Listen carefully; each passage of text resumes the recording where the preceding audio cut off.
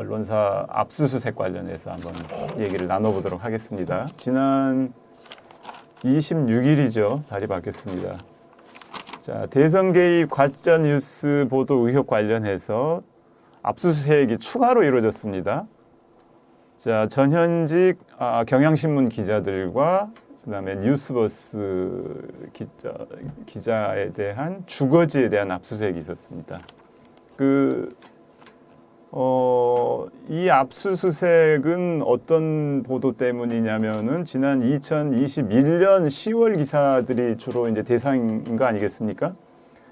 이거는 이제 뉴스타파의 김만배 신학님 관련 인터뷰와는 조금 결이 다른데 이 압수수색이 과연 뒤늦게 이루어졌는데 기사가 나간 지는 벌써 2년 지나서 지금 압수수색이 이루어진 거 아니겠습니까?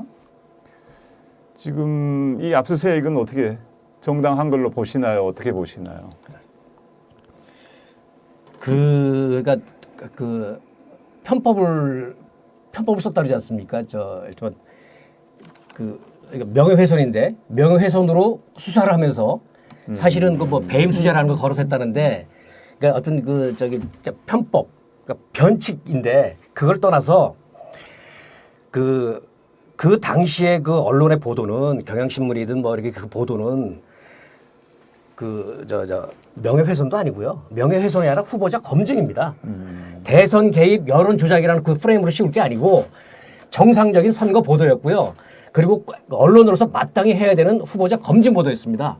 대통령이 될 후보자의 어떤 도덕성, 윤리, 자질을 검증하는 보도였습니다. 당연히 해야 되는 거죠. 아니 예를 들어서 그걸 명예훼손이라고 저런 식으로 보복하시듯 수사하면 앞으로 선거보다 하지 말라는 얘기입니다. 예를 들어서 부산저축은행 사건 불법 대출을 해서 대장동으로 흘러들어간 돈을 수사했느냐 마느냐 그런 의혹을 제기한 부분 아니겠어요? 그렇죠. 그럼 최소한 그때 의혹을 제기했으면 그 의혹을 받는 당사자가 해명을 했어야죠. 해명을 안 하고 나중에 대통령이 되고 난 다음에 그거가 가짜다 하고서 막 저렇게 언론사를 5군데나 지금 뒤지고 있는 거 아닙니까?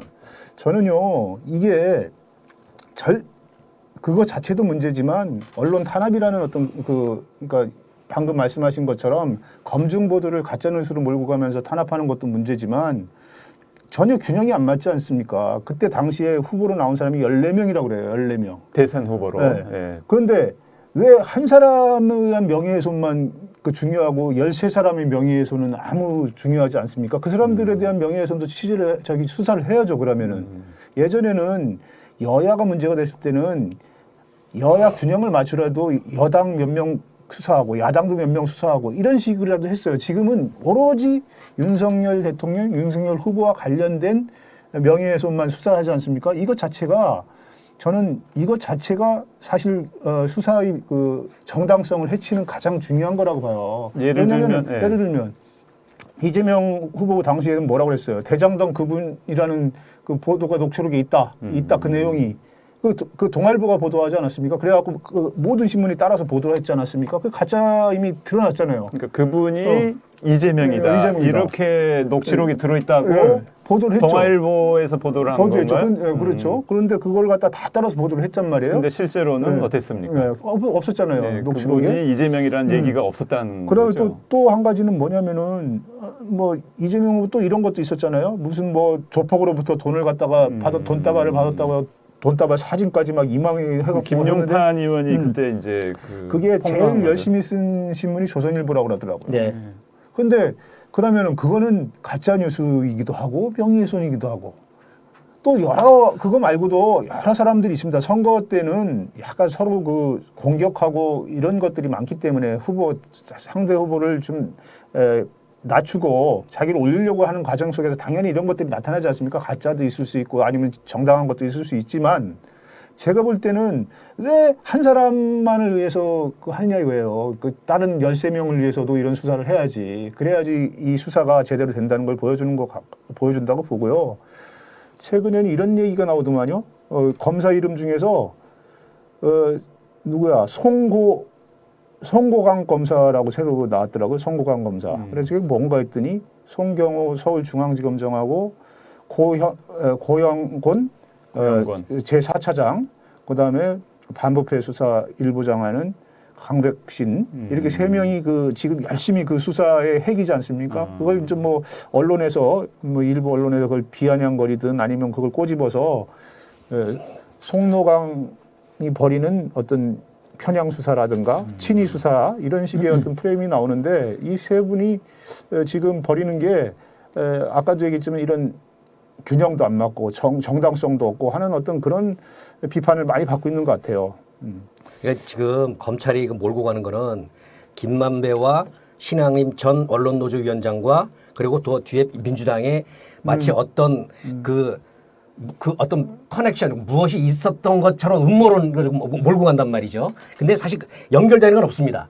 그냥 프레임을 씌우는 거죠. 대선 개입, 여론 조작이라고 씌우는 건데 아까 말씀하신 진짜는 뭐냐면 그 이재명 후보 같은 그 어떤 조폭이 돈다발을 이랬지 않습니까? 허위로 드러났었거든요. 근데 여기 관련된 사람들은 그 조폭이라는 사람, 조폭이라는 그 조폭의 아버지, 또 여기가 변호인, 그 다음에 이 사람들은 국민의힘 당직을 갖고 있었거나 뭐 이런 사람들이에요. 연결고리에서 있단 말이죠. 김영환 의원. 그리고 조선일보가 계속 띄웠어요. 크게.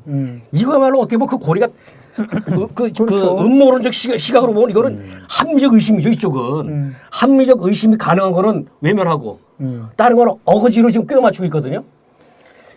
이거 결국 다 드러납니다. 그러니까요. 결국 다 이게 자기네들이 열심히 한다고 생각하고 아니면 이건 뭐가 나오겠지 하고 전 언론을 건드리고 있는데요. 제가 볼 때는 이렇게 여러 군데에서 왜 이것도 안 하느냐, 저것도 안 하느냐, 이건 뭐냐라고 계속 문제제기가 나오잖아요. 이러면서 사실 해서는 안 될 수사라는 것들이 드러나고 있는 거예요. 왜냐하면 권력이 언론의 어떤 보도를 갖고서 이것이 옳으니 그르니 이것이 맞느니 안 맞느니 하는 것 자체가 이 민주주의 국가에서는 있을 수 없는 일이거든요. 그런 부분들은 기자들 사회 자정에 맡기고요. 진짜 그러니까 우리 언론이 권력 감시 비판인데 지금 윤석열 지금 검찰 다는 아닐 겁니다. 검사들이 다 그렇지는 않을 거고요. 이른바 잘 나가는 거기서 선택된 이른바 윤석열 검사들 우리 검찰이 윤석열이라는 윤석열 대통령입니다. 용병이라고 하잖아요. 사병이죠, 사병. 네. 사병이 된 것 같아요. 예전에는 예를 들어서 PD 수첩 그때 그 강우병 사태 났을 때요. 그거 기소하라고 할 때 저기 그 부장검사 무슨 부장검사가 자기가 못하겠다고 해서 사표내고 나갔잖아요. 이거는 검찰이 수사할 것도 아니고 죄가 안 된다. 수사 대상이 아니다라고 난 못하겠습니다라고 사표들이 나갔지 않습니까? 요즘 그런 사람도 없어요, 그죠? 김용판 그런 사람들은 이런 자리에 앉히지 않은 거겠죠. 그러겠죠. 이미 다 걸러내고. 그 상식적이고 정의로운 검사들은 다 쫓아내고 네, 사병들만 딱 중요한 요 자리에 갖다 앉힌 거겠죠. 김용판 의원이 그때 이제 조폭연루설 폭로했을 때 그 현금 다발 사진까지 같이 공개했는데 결국 그거는 다 허위였단 다른 말이죠. 용도로 쓴 사진이었던 걸로 이제 자기 자랑 드러난 몇 년 거고요. 전에 지가 딴 자랑하려고 했던 다 바로 드러난 건데. 당시에 조선일보가 어떻게 보도를 했느냐?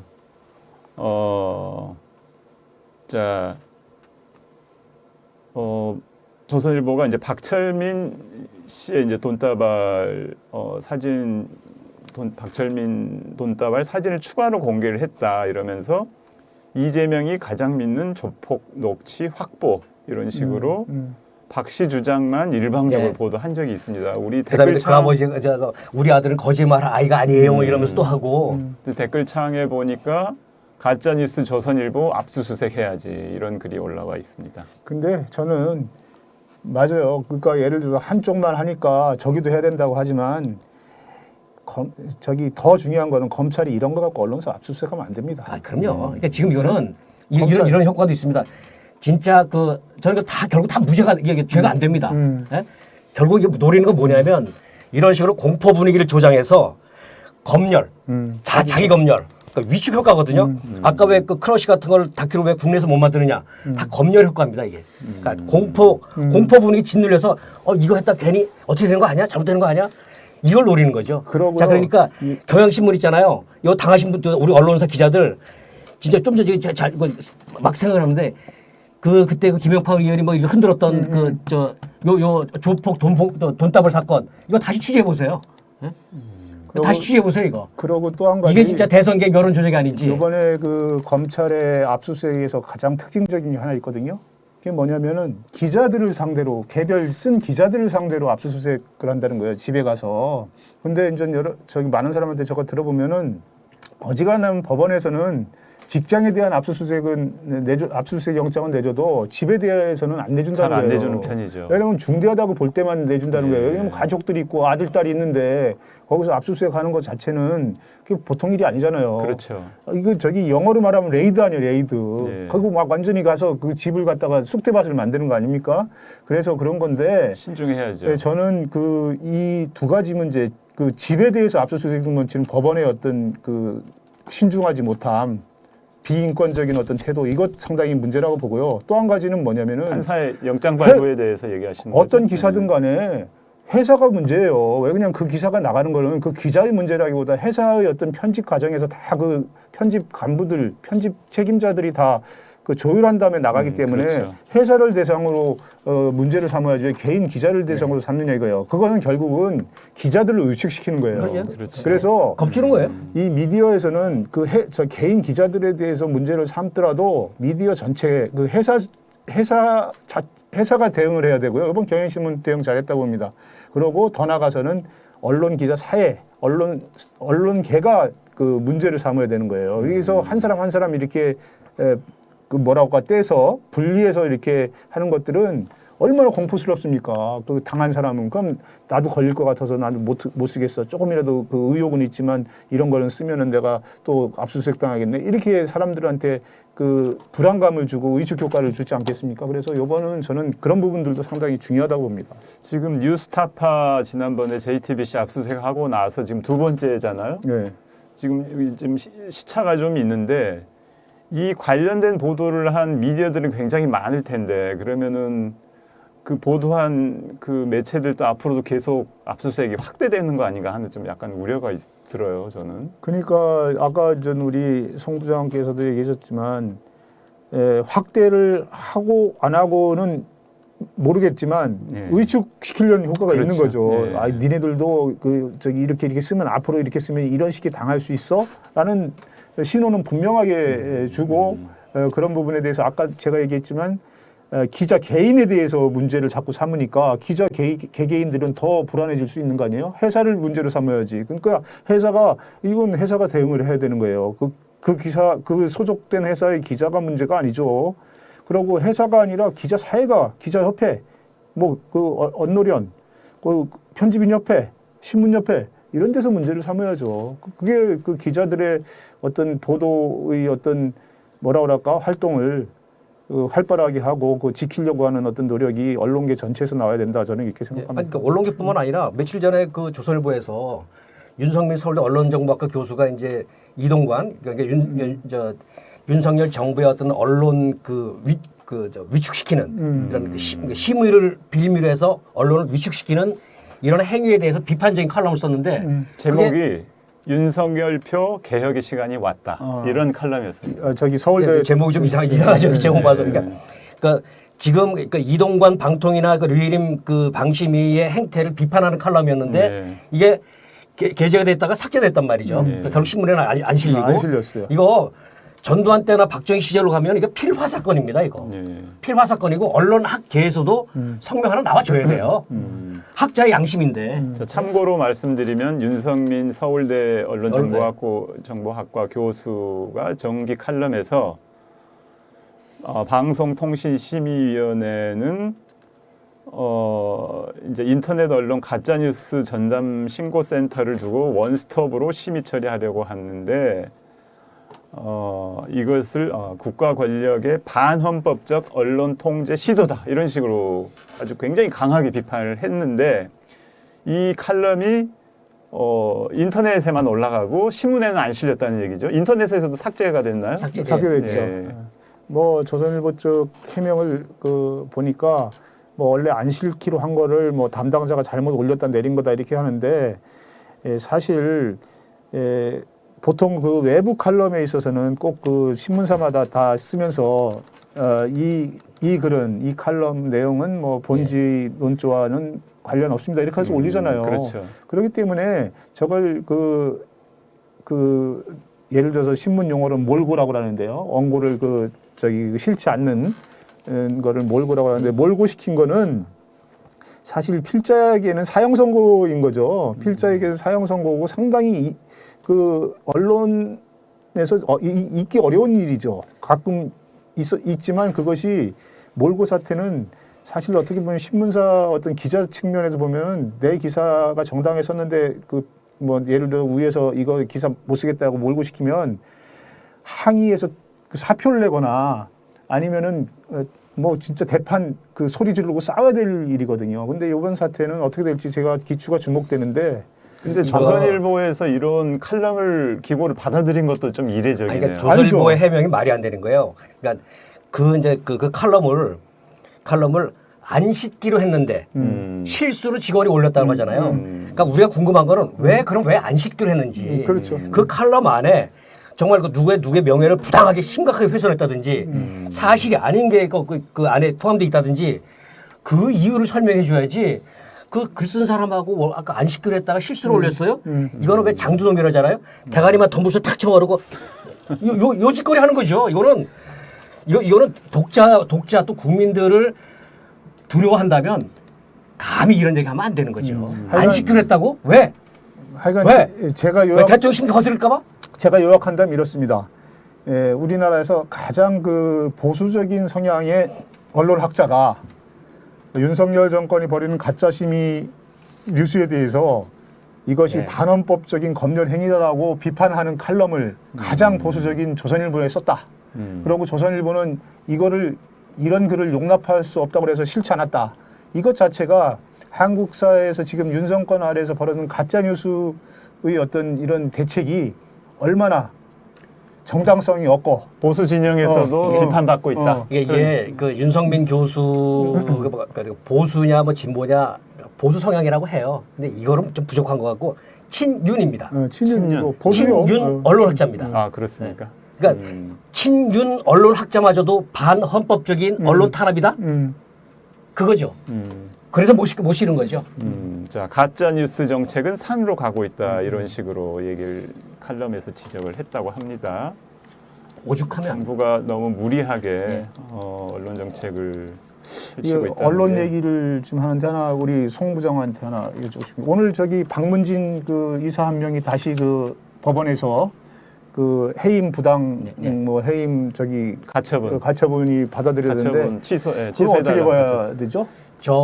제가 이제 MBC 있었기 때문에 김기중 이사에 대한 해임은 부당하다. 그러니까 김기중 이사가 이제 방문으로 다시 복귀를 하게 되는 거죠. 복귀되는 거죠. 이제 그러니까 해임 처분의 효력을 정지시켜 달라. 그래서 가처분을 했는데 그걸 법원이 받아들였습니다. 그러니까 제가 이거는 뭐냐면 나중에 우리 언론사에 법원이 언론의 자유를 지키는 정말 큰 역할을 했다라고 기록이 될 겁니다. 그와 더불어서 앞으로 MBC의 보도 뉴스가 상당히 기대가 됩니다. 왜냐하면 지금 YTN도 그렇고 KBS도 그렇고 전부 다 지금 윤 정권이 벌이는 언론 장악 수중에 지금 들어가거나 들어갈 찰나에 있지 않습니까? 그래도 법원의 이런 획기적인 아주 역사적인 판결로 인해서 문화방송 MBC는 그런 어떤 데서 벗어나 있지 않습니까?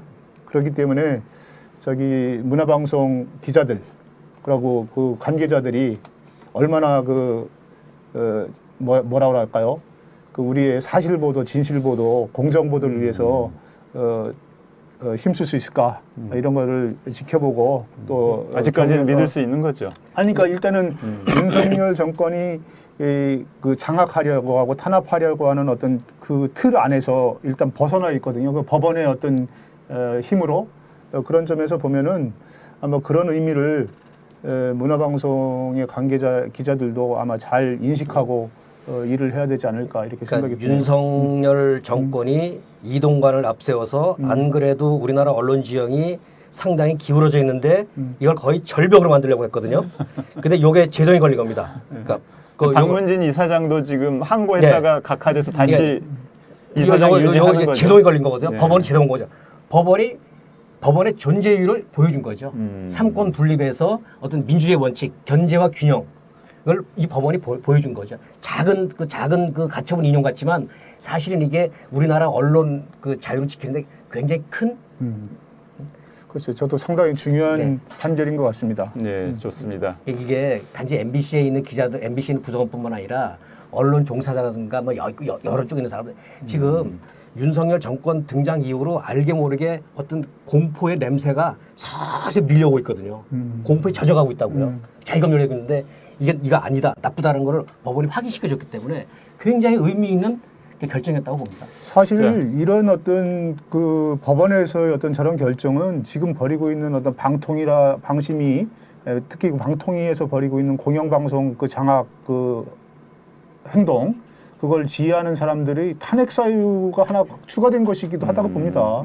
왜냐면은 이거 전혀 법원도 말도 안 되는 어떤 언론사 탄압이다라는 시각에서 이렇게 판결을 내린 거기 때문에 그걸 갖다가 그걸 보호해줄 그 방통위가 그걸 한 거기 때문에 지금 김기중 이사 복귀는 그러니까 면직인가요? 결정은 지금 현 이동관 체제에서 이루어진 거죠? 그렇죠. 그러니까 해임됐으니까 이제 네. 해임됐었는데 네. 그걸 무효하다고 보거든요. 예. 그 본안 판결이 날 때까지 이거 홀드, 스톱, 중지 라고 했으니까요. 그러니까 이제 해임 사유가 될 수 있다는 얘기죠. 이동관 뭐 위원장. 하여간 뭐 김효재, 이동관 뭐 이런 어떤 방통위에서 그 뭐라 그럴까요? 그 망나니 칼을 했던 사람들이 자기 스스로 발등을 찍게 생겼어요. 예. 그죠?